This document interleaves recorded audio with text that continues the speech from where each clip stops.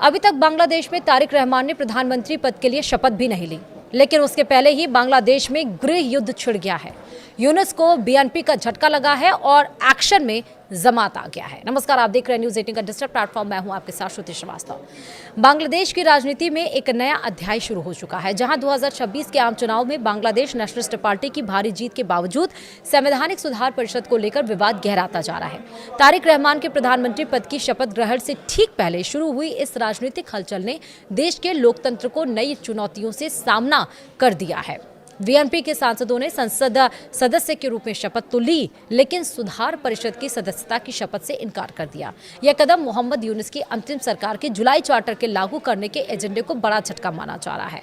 मुख्य चुनाव आयुक्त नासिर उद्दीन ने मंगलवार को संसद के साउथ प्लाजा में शपथ दिलाई, लेकिन बीएनपी की अस्वीकृति ने जमात इस्लामी और नेशनल सिटीजन पार्टी जैसे दलों को भड़का दिया। अगर बीएनपी परिषद में शामिल नहीं होती है तो वे भी शपथ से दूर रह सकते हैं। कॉक्स बाजार 1 से निर्वाचित बीएनपी सांसद सलाहुद्दीन अहमद ने कहा कि उनके सांसद सुधार परिषद के सदस्य के रूप में नहीं चुने गए और मुख्य चुनाव आयुक्त को ऐसी शपथ दिलाने का कोई संवैधानिक अधिकार नहीं है। वहीं बीएनपी प्रमुख तारिक रहमान के निर्देश पर लिया गया यह फैसला पार्टी की रणनीति को दर्शाता है। तो क्या है जुलाई चार्टर या संवैधानिक सुधार? जुलाई चार्टर जो 2024 की छात्र नेतृत्व वाली क्रांति के बाद तैयार किया गया 84 से अधिक प्रस्तावों वाला एक दस्तावेज है। इसमें संवैधानिक बदलाव जैसे कि 2 स्तरीय संसद यानी कि लोअर हाउस नेशनल असेंबली और अपर हाउस सीनेट, प्रधानमंत्री के लिए 2 कार्यकाल की सीमा, मौलिक अधिकारों का विस्तार और सत्ता का विकेंद्रीकरण शामिल है। वहीं रेफरेंडम में हाँ वोट की जीत के बाद इसे लागू करने के लिए सुधार परिषद गठित की गई है, जो 13वीं संसद के सदस्यों से बनी है। अब पेच ये फंस गया है कि बीएनपी ने अस्वीकृति ने इसे संकट में डाल दिया है।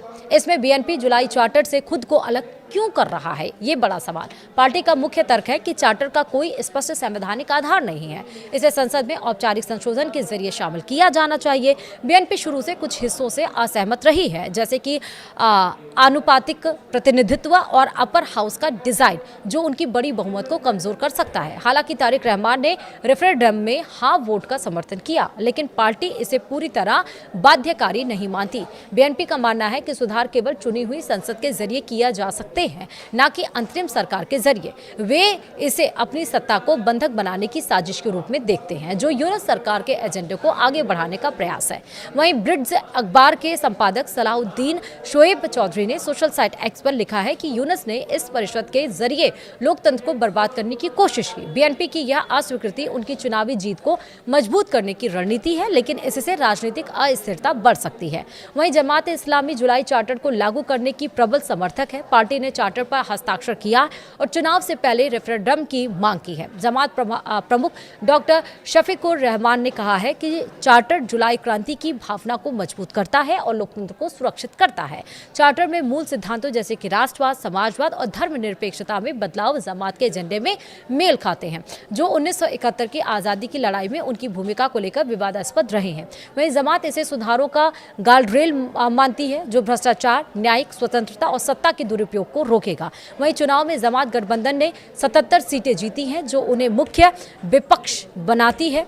वे मानते हैं कि चार्टर लागू न होने से संसद बेमानी हो जाएगी। ऐसे में उसने साफ कर दिया है कि वो शपथ ग्रहण में शामिल नहीं होगी अगर ये चार्टर लागू नहीं किया जाएगा।